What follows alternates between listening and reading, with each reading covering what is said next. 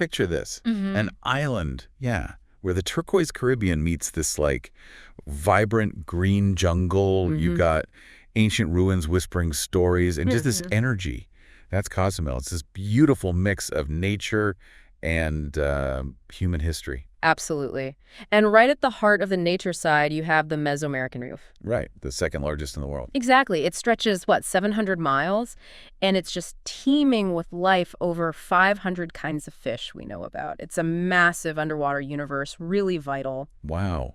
And that amazing natural wonder shares the island with places like San Gervasio, the Mayan temples. Yes, San Gervasio. It wasn't just buildings. It was a sacred place dedicated to Ixchel. Ixchel, the Mayan goddess of the moon, childbirth, medicine. That's fascinating. It really is. Shows how connected nature and, spirituality were for the Maya. Which kind of sets up what we're doing today, doesn't it? Perfectly. We're doing a deep dive into Cozumel, trying to pull out the absolute best experiences. Our mission is to give you the essence, blend the amazing ecology with the real Mexican culture there, based on what travelers and locals say. So whether you're after adventure or maybe just peace and quiet nature or getting into the culture, we've looked at it all. From adventure parks to, hidden cenotes, cool festivals. Okay, let's get into it, starting with the island's past, the Mayan history. Right. Cozumel has this really deep historical layer. The temples are where you can sort of touch it. A good starting point is El Caracol. It's in the Punta Sur Eco Beach Park. El Caracol. I read it's smaller, maybe more intimate than other big Mayan sites. Yeah, it is. And what's really cool about El Caracol is how they built seashells right into the temple walls. Really? Seashells? Yeah. It suggests this really specific connection between the people who built it and the sea, Maybe even religious. It's a small detail, but it says a lot. Interesting. And then there's the other one, Zona Arqueologica San Gervasio. That sounds like a bigger deal, like a proper settlement. San Gervasio definitely gives you a sense of a larger community. It's tucked back in the jungle. Okay. And you can see remnants of a small city, bases of pyramids, outlines of old houses, other structures hidden in the trees. You can almost picture life there. Right, you get a feel for a Mayan center away from the coast. Okay, so we've got these stone echoes. Let's switch gears to Cozumel's nature. Punta Sur Ecological Park comes up again and again for wildlife. What's the draw? Punta Sur is, it's huge. It's the largest ecological reserve on Cozumel, and the variety of life is just wow. If you love wildlife, it's the place. You'll definitely see iguanas. They're kind of everywhere. And tons of tropical birds. So yeah, great for bird watching. And there's a lighthouse there too. Yeah. Celerine Lighthouse. More than just a light, right? Oh, definitely. You climb up Celerine and the views, just incredible panoramic sea views. It gives you a real lay of the land. Right. Plus, there's a little museum at the bottom. It gives you some local history about the lighthouse in the area. Pretty neat. And I saw something about mangrove swamps. And crocodiles. Yes. You can take guided tours through the mangroves. It's a chance to see crocs, in the wild. Whoa. It's educational, too. You learn why mangroves are so important. And again, amazing bird life in those areas. Okay, now, Chankanaab Adventure Beach Park. Sounds like a big, popular place with lots going on. Chankanaab is definitely a major attraction. You could easily spend a whole day there. It's got a bit of everything rides, animal exhibits.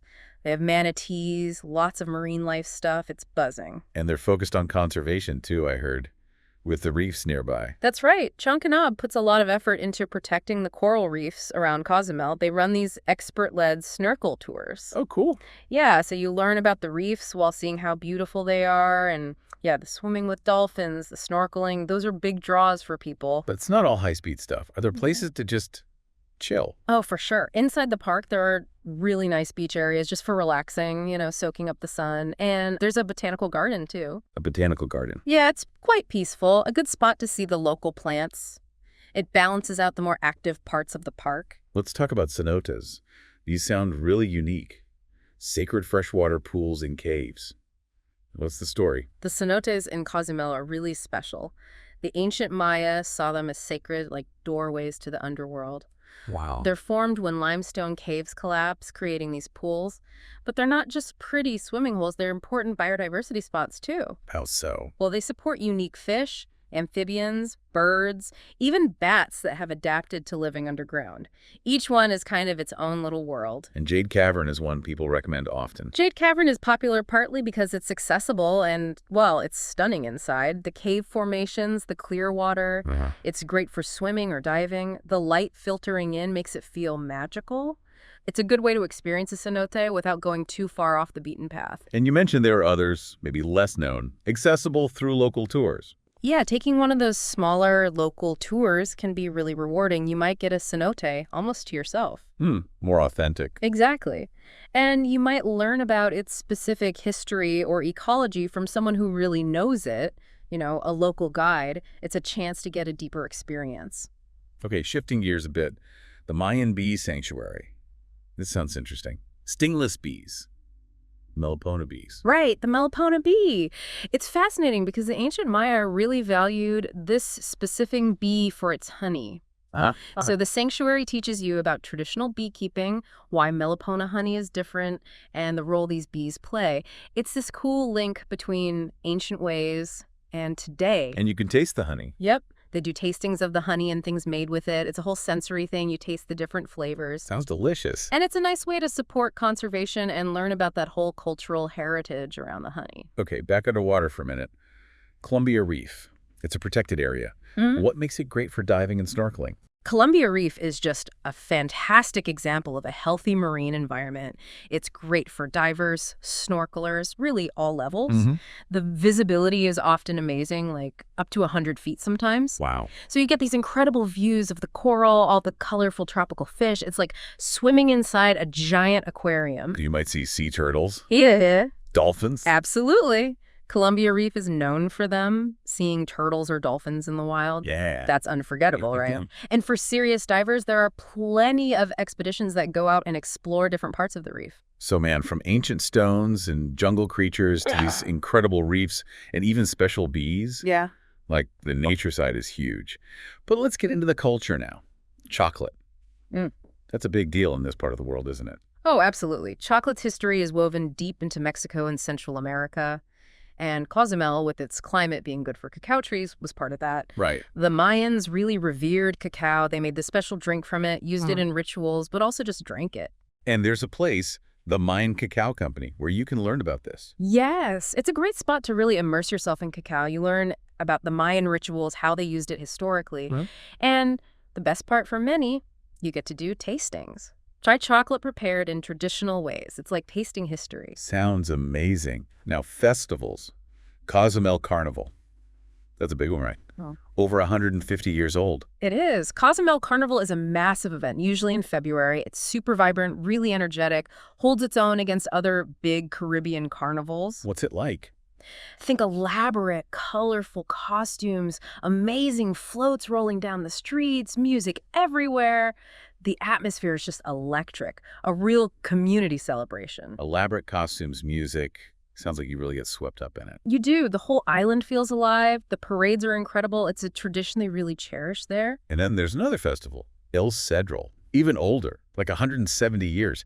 That's incredible longevity. It really is. El Cedral is different, more rooted in local folklore and traditions. You'll see things like bullfights, rodeos, but also people in traditional outfits doing old dances, live music, local crafts. It's this interesting mix. Bullfights and traditional dances. Quite the combination. Yeah. What's the vibe? It's just a rich tapestry of Cozumel's heritage, a window into the island's history and traditions. And there's food everywhere, drinks. It's very immersive, a great way to connect with the local culture, really. Okay, all this exploring sounds fantastic, but sometimes you just need to relax, right?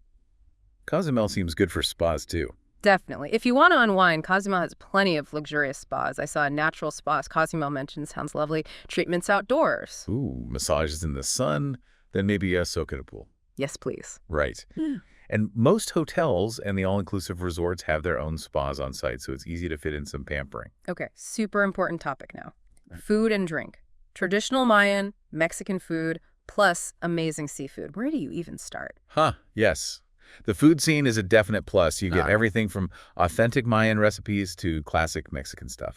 And being an island, the seafood is just incredibly fresh. Lobster, grilled fish, definitely local specialties to try. And San Miguel de Cozumel, the main town. That's the place to begin. Yeah, San Miguel is the heart of it all. Great place to start eating your way around. Lots of street food options for quick bites. And tons of really good, authentic taco places. Casual, delicious. And that dish, cochinita pibil, slow-roasted pork. People rave about it. Oh, cochinita pibil. It's a Yucatan classic for a reason. The pork is marinated in achiote, sour orange, spices, then slow-roasted, traditionally underground. Wow. It makes the pork unbelievably tender and flavorful. You really taste the Yucatan. It's a must-try, seriously. Okay, my mouth is watering. So after a day of exploring and eating, what about the nightlife? Is it all quiet or is there a scene? It's maybe more laid back than, say, Cancun, but Cozumel definitely has a fun nightlife scene. Yeah. You've got beach clubs for drinks by the water, local bars with live music, a nice relaxed vibe mostly. Wendy's Margarita House. That name definitely stands out. What's it like? Wendy's is kind of legendary in Cozumel. It's known for being fun, lively, Okay. usually live music, maybe some salsa dancing, and obviously great margaritas. They do food too, so you can make a night of it. And some resorts offer bar hopping tours. That sounds convenient. Exactly. It's an easy, safe way to check out a few different spots, often with a group. It can be a fun way to find a favorite bar or meet people. You know, it really is amazing how much variety Cozumel packs in. Ancient history, incredible nature, vibrant culture.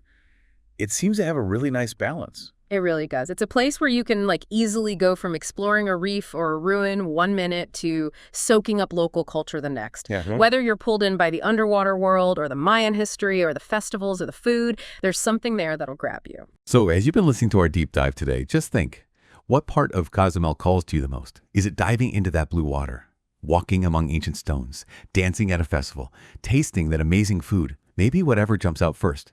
Well, maybe that's your starting point for planning your own Cozumel adventure.